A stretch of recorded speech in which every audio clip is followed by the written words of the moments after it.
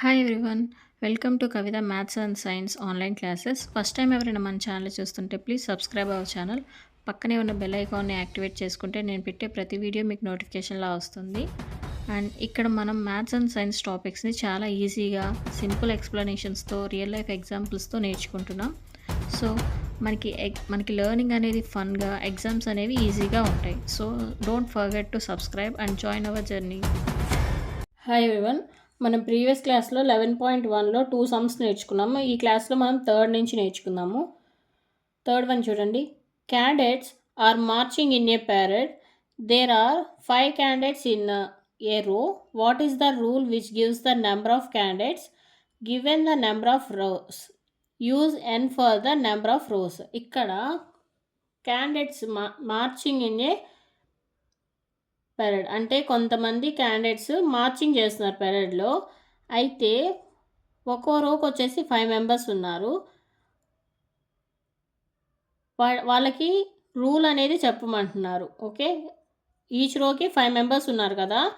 ఇక్కడ యూజ్ అయ్యే రూల్ ఏంటి? అండ్ ఆ రూల్లో use N for the number of rows. N అనేది యూజ్ చేయమంటున్నారు నెంబర్ ఆఫ్ రోస్కి. ఓకే, చూడండి. Number of candidates in a row. ఒక్కో రోకి ఎంతమంది క్యాండిడేట్స్ ఉన్నారు? 5 మెంబర్స్ ఉన్నారు. నెంబర్ ఆఫ్ రోస్ ఎన్ని? ఎన్ అనుకుందాము. ఓకే, హియర్ చూడండి, ఒక్కో రోకి వచ్చేసి 5 మెంబర్స్ ఉన్నారు. Here n equal to 1, n equal to 2, n equal to 3. అంటే ఇక్కడ 2 రోస్ ఉన్నాయి, ఇక్కడ 3 రోస్ ఉన్నాయి. Okay, number of candidates equal to n. Okay, here for n equal to 1 అంటే ఇక్కడ ఈ రోకి 5 అంటే ఇక్కడ 5 అంటే ఏంటి? 5 మెంబర్స్ ఉన్నారు. ఓకే, ఇంటూ 1 రోనే ఉంది కదా. సో 5 ఇంటూ 1 ఎంత? 5. అంటే ఇక్కడ ఏ రూల్ యూజ్ అవుతుంది? 5n. Okay, next n equal to 2. ఈ n ఈక్వల్ టు 2 అనే రోకి చూడండి, n ఈక్వల్ టు 2 అనే రోకి 2 రోస్ ఉన్నాయి. n ఈక్వల్ టు 2 అనే బాక్స్కి క్యాండిడేట్స్ ఆఫ్ నెంబర్స్కి 2 రోస్ ఉన్నాయి. అంటే ఇక్కడ n ఈక్వల్ టు 2 అంటే 5 మెంబర్స్ ఉన్నారు ఈచ్ రోకి. ఓకే, 5, 2 రోస్ ఉన్నాయి కాబట్టి 2 ఎంత? 5 ఇంటూ 2 ఎంత? 10. ఓకే, ఇక్కడ కూడా ఏ రూల్ యూజ్ అవుతుంది? 5n అనే రూల్ యూజ్ అవుతుంది. Next n equal to 3. ఈ బాక్స్కి ఇక్కడ ఎంతమంది ఉన్నారు? 5 మెంబర్స్ ఉన్నారు. ఈచ్ రోకి 5 మెంబర్స్ ఉన్నారు. 5 ఇంటూ ఎన్ని రోస్ ఉన్నాయి? 1, 2, 3. ఓకే, అప్పుడు ఎంత అవుతుంది? 15. ఇక్కడ ఏ రూల్ యూజ్ అవుతుంది? 5n అనే రూల్ యూజ్ అవుతుంది. Here rule is 5n. చూడండి, rule is 5n. Fourth one చూడండి. If there are 50 mangoes in a box, how will you write the total number of mangoes in terms of the number of boxes? Use b for the number of boxes.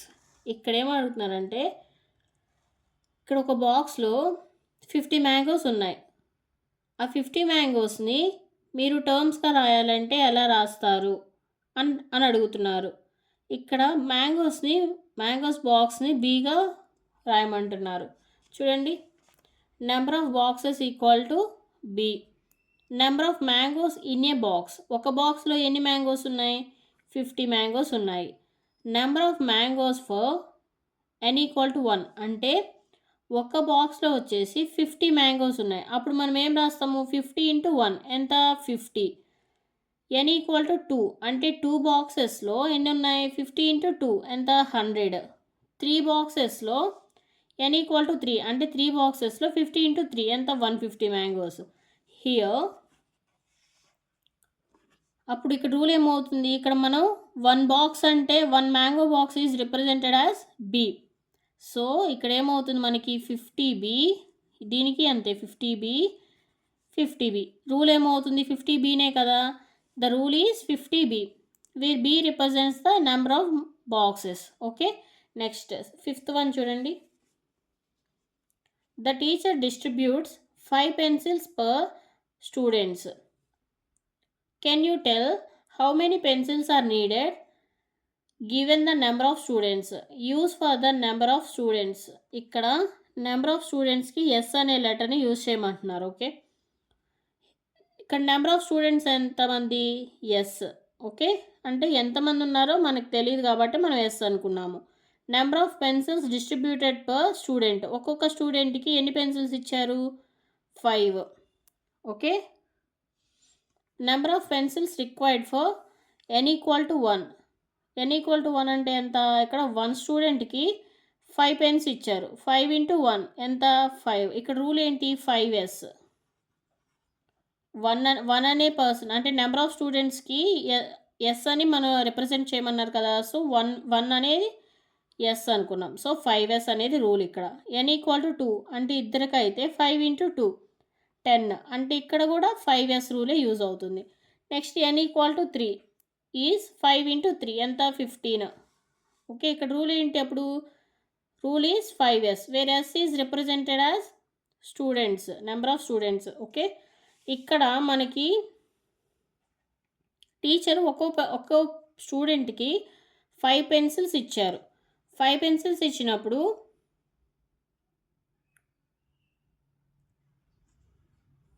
Number of స్టూడెంట్స్కి ఎన్ని pencils use అవుతాయని అంటున్నారు. అప్పుడు మనం ఏం rule use చేస్తాము? 5 × s. ఎంత number of students అయితే ఉంటారో into S. Number of students అంటే ఎంత ఇక్కడ? ఎస్.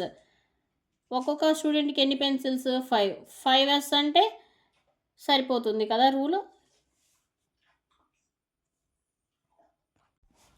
ఇక్కడ 6th వన్ చూడండి. ఏ bird flies 1 kilometer in 1 minute. Can you express the distance covered by the bird in terms of its flying time in minutes? Use T for flying time in minutes. ఇక్కడ ఒక bird 1 minute-లో 1 kilometer వెళ్తుంది. అయితే తను వెళ్ళే డిస్టెన్స్ని మనల్ని కనుక్కోమంటున్నారు. ఎంత distance వెళ్తుందో కనుక్కోమంటున్నారు. Use T for the flying time in minute. T అనేది ఫ్లయింగ్ టైమ్గా అనుకోమంటున్నారు. Distance covered in 1 minute = 1 kilometer. The flying time is tea.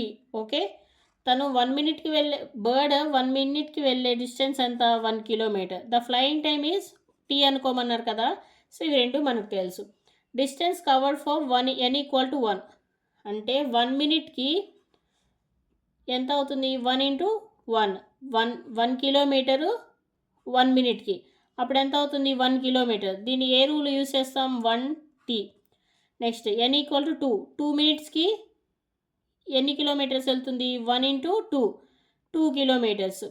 అలానే n = 3. 3 kilometers-కి ఎంత? 1 minute 3 kilometers. అంటే ఈ 1 minute-కి 1 kilometer. అలానే 3 kilometers-కి ఎంత? 3 kilometers.